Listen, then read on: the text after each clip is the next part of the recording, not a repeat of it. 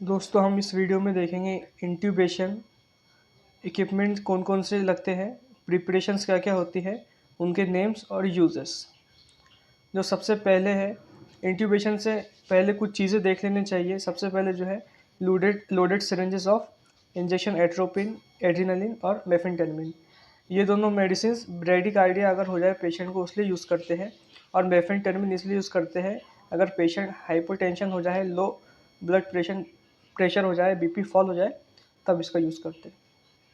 उसके बाद anaesthesia machine से रिलेटेड जो जो चीज़ें हैं, सबसे पहले वेंटिलेटर ट्यूबिंग सेट। ये एक वेंटिलेटर सेट होता है जो फुल्ली फ्लेक्सिबल होता है। जो सेकंड है, उसके साथ जो लगता है वो है माउंट कैथेटर। ये एक फ्लेक्सिबल कैथेटर होता है जिससे ईटी ट्यूब को कोई खिंचाव महसूस नहीं होता है। और जो चौथा है वो है, ये एक सर्वो गार्ड है या फिर फिल्टर कहते हैं इसे। ये ATCO2 और एयर को और ऑक्सीजन को सबको फिल्टर करता है। ये है टी पीस।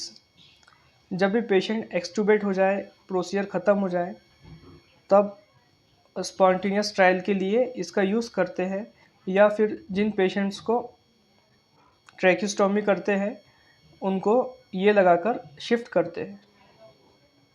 उसके बाद एयरवे। ये ओरोफेरेंजियल एयरवेज है जो माउथ में डालते हैं। अगर पेशेंट टंग फॉल हो जाए या स्पाज़म में चले जाए तब इसका यूज़ करते हैं। और ये नेज़ोफेरेंजियल एयरवे है, ये इनको नोज़ में डालते हैं। उसके बाद जो है इंस्ट्रूमेंट वो है मैगिल फॉर्सेप। इसका जो यूज़ है ENT सर्जरीज़ में इसका यूज़ करते हैं। जब भी ENT के लिए पेशेंट इंट्यूबेट करते हैं तब थ्रोट पैक लगता है, थ्रोट पैक। और फॉरेन बॉडी रिमूवल के लिए भी इसका यूज़ करते हैं। तो थ्रोट पैक डालने के लिए और निकालने के लिए मैगिल फॉर्सेप का यूज़ करते हैं। अब आते हैं एनेस्थीसिया की साइड। जो सबसे पहले ज़रूरी है किसी भी प्रोसीजर से पहले जिसमें एनेस्थीसिया रिक्वायर्ड है, उसमें इसके लिए देख लेना चाहिए एनेस्थीसिया कंसेंट। हाई रिस्क होता है, कुछ सर्जरीज हाई रिस्क होती है। सर्जरीज हाई रिस्क हो या ना हो, कंसेंट लेना बहुत ज़रूरी है। इसलिए सबसे पहले देख लेना चाहिए कि एनेस्थीसिया कंसेंट है या नहीं। उसके बाद IV एक्सेस होना बहुत ज़रूरी है, इंट्रावेनस एक्सेस। और वो भी कैसे, उसको फ्लश करके देखना चाहिए कि फ्लूइडली जा रहा है या नहीं। अगर नहीं जा रहा है तो दूसरा लेना ज़रूरी है।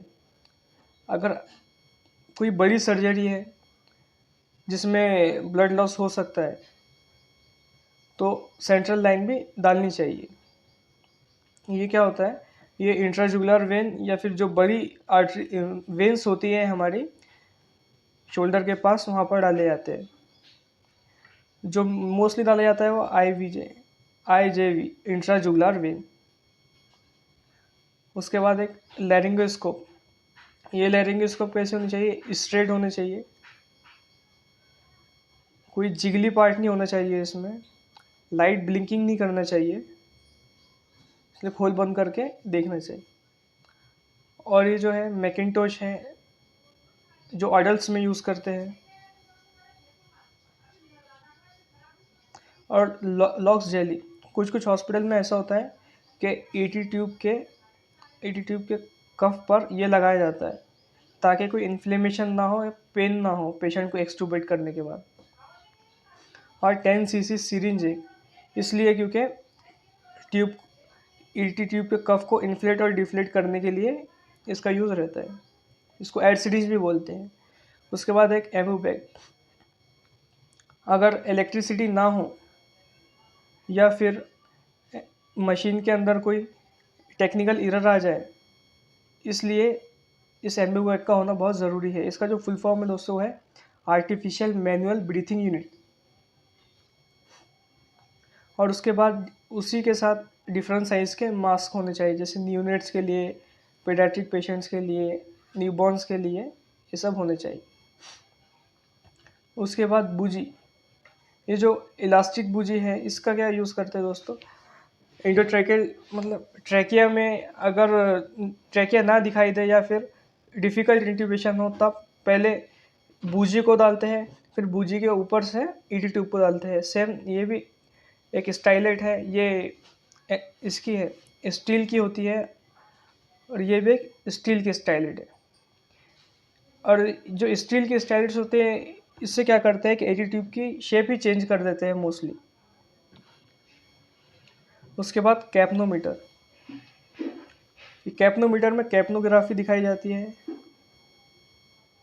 कितना ATCO2 पेशेंट इनहेल और एक्सहेल कर रहा है, जिससे पता चलता है पेशेंट एनेस्थीसिया में है या फिर आउट आ रहा है। और इंड्यूस करने से पहले ये 3 लोडेड सिरिंजेस होने चाहिए, इंजेक्शन प्रोपोफॉल की, इंजेक्शन सुकोल की, और इंजेक्शन वैक या एट्राक्यूरियम की। और सबसे ज़रूरी एक सक्शन मशीन होना चाहिए, जो सेंट्रल भी हो सकता है या फिर पोर्टेबल डिवाइस भी हो सकती है। और साथ ही साथ उसके बहुत सारे साइजेस के कैथेटर्स होने चाहिए, जैसे चिल्ड्रंस में, नियोनेट्स में, अडल्ट्स में। उसके बाद सबसे ज़रूरी चीज़ इंडोट्रैकियल ट्यूब।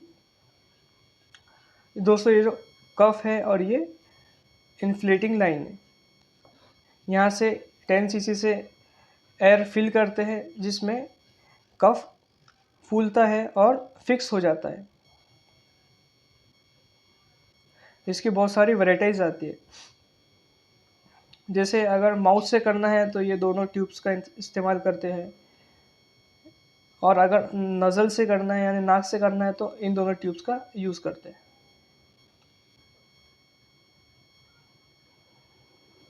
और उसके बाद ट्यूब को फिक्स करने के लिए ये ईटी टाई होती है, और ये डायनाप्लास का भी यूज़ करते हैं। डायनाप्लास के बारीक बारीक लाइंस काट लेते हैं और उसको फिक्स कर देते हैं।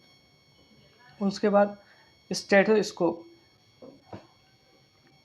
इंड्यूस करने से पहले तो ऑस्कल्टेट करते ही करते हैं पेशेंट को, लेकिन जब इंड्यूस हो गया, ट्यूब डाल दिए, तब बायलैटरल एंट्री देखने के लिए इसका यूज़ करते हैं, तो ये भी होना ज़रूरी है।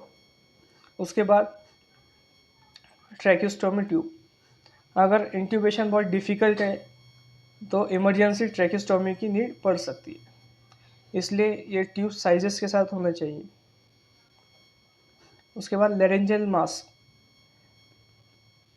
अगर बहुत ज़्यादा डिफ़िकल्ट है इंट्यूबेशन, तब इसका यूज़ करते हैं। ये डिस्पोजेबल होते हैं और इनकी बहुत सारी वैराइटीज़ आती है, जैसे सुप्रीम, प्रोजेल, फ्लेक्सिबल, फास्ट ट्रैक, यूनिक और क्लासिकल।